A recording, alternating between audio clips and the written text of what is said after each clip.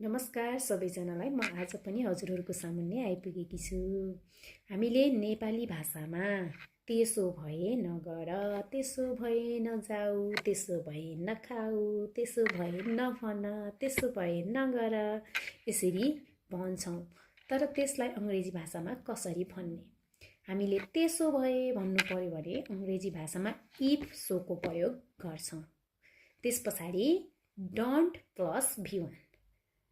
Do नटको short form चाहिँ don't हो है।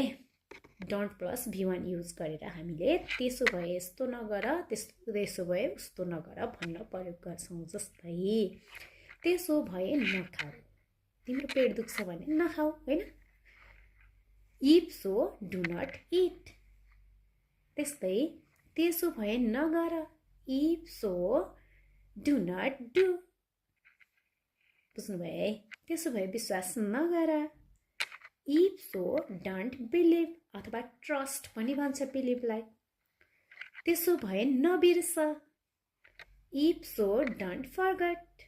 यसरी हामीले प्रयोग गर्छौँ। अब त्यसो भए गर भन्नु पर्यो भने त सजिलो भइहाल्यो हैन त। इफ सो डु भनेर युज गर्नु पर्यो। त्यसो भए गर भने मैले हैन। त्यसो भए खाऊ भन्नु पर्यो भने इफ सो इट। यसरी प्रयोग गर्छौँ। हजुरहरूले पनि प्रयोग गरेर कमेन्ट बक्समा राख्नुहोस्। Thank you. By by.